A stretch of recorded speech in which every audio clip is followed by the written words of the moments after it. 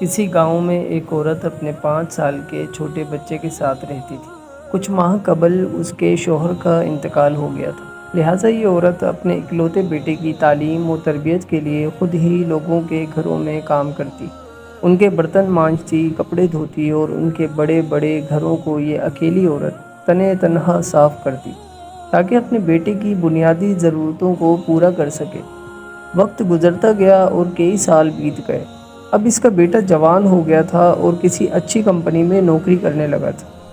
اس کی شادی ہو گئی تھی اور ایک پیارا سا بیٹا بھی تھا، اور یہ عورت اب بڑھاپے کی دہلیز پر دستک دے رہی تھی۔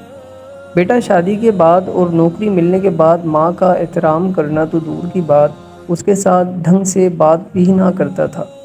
اس بوڑھی عورت کی زندگی میں صرف اتنا فرق آیا تھا کہ پہلے یہ غیروں کے برتن اور کپڑے دھوتی تھی، اب اپنے بہو بیٹے کے جھوٹے برتن دھو رہی تھی۔ پہلے یہ دوسروں کے گھروں کی صفائی کرتی تھی اور اب یہ بہو کے ہوتے ہوئے بھی اپنے گھر کی صفائی کرنے پر مجبور تھی۔ خیر جو بھی تھا، لیکن تھی تو یہ ایک ماں۔ اپنے بیٹے کی خوشی کی خاطر وہ ہر دکھ جھیلنے کو تیار تھی۔ بیٹے کے پاس دولت کی کمی نہ تھی، اللہ کی دی ہوئی ہر چیز اب اس کے پاس تھی، لیکن ماں کو اس نے گھر کے ایک الگ کمرے میں چھوڑ رکھا تھا، جہاں موسم کی شدت کو روکنے کے لیے کوئی بندوبست نہ تھا۔ اور کئی دنوں کے بعد جب کبھی وہ اس کمرے میں جاتا تو صرف ماں کو گزرے وقت کی محرومیاں یاد کروا کر طعنے دینے اور لڑنے جھگڑنے کے لیے۔ ایک دن سردیوں کی یک بستہ شام میں اس کی ماں ایک پھٹے پرانے کمبل میں سکڑ کر بیٹھی یہ سوچ رہی تھی کہ آج اس کا بیٹا کام سے واپس آئے گا تو وہ اسے نئے کمبل کا کہے گی،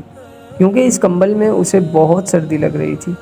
اور اب اس کی کمزور ہڈیوں میں اس سردی کو برداشت کرنے کی ہمت بھی نہیں تھی، اور اسے پورا یقین تھا کہ اس کا بیٹا اس کی یہ معمولی سی ضرورت پوری کرنے میں کوئی تاخیر نہیں کرے گا۔ رات کو بیٹا گھر آیا تو ماں نے بڑے پیار سے اسے نئے کمبل کا کہا تو بیٹا غصے سے بولا، ماں ابھی میں کام سے واپس آیا ہوں اور آتے ہی تم اپنا مطالبہ لے کر بیٹھ گئی، اور تمہیں پتہ ہے کتنی مہنگائی ہو گئی باہر، ابھی تمہارے پوتے کو اسکول داخل کروانا ہے، اس کا یونیفارم اور کتابیں بھی لینی ہیں، میں نے کچھ ہی مہینوں پہلے نئی گاڑی لی ہے، اس کی قسطیں ادا کرنی ہے، میں نے ابھی اپنے لیے جیکٹ بھی خریدنی ہے، تمہاری بہو کے لیے شال لینی ہے، تم تو سارا دن گھر میں ہی رہتی ہو، تمہیں کمبل کی اتنی کیا اشد ضرورت آ پڑی ہے، ہم لوگوں نے تو باہر گھومنے جانا ہوتا ہے، تم کسی طرح یہ سردیاں گزار لو، اگلے سال سردیوں سے پہلے تمہارے کمبل کا کچھ بندوبست کر دوں گا۔ بوڑھی ماں خون کے آنسو پی کر چپ چاپ اپنے بوسیدہ حال کمرے میں واپس آ گئی اور پھٹے ہوئے کمبل کو اوڑھ کر ٹوٹی ہوئی چارپائی کے کونے میں سکڑ کر لیٹ گئی۔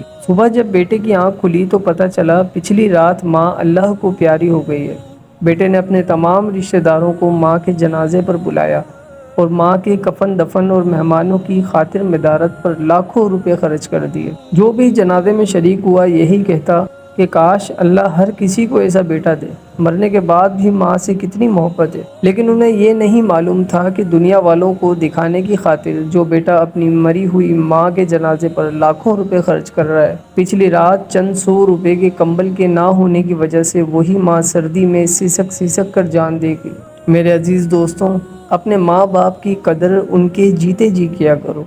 اسی میں ہم سب کی بھلائی ہے، مرنے کے بعد قدر کی بھی تو کیا فائدہ۔ اللہ تعالی ہم سب کو یہ بات سمجھنے کی توفیق عطا فرمائے، آمین۔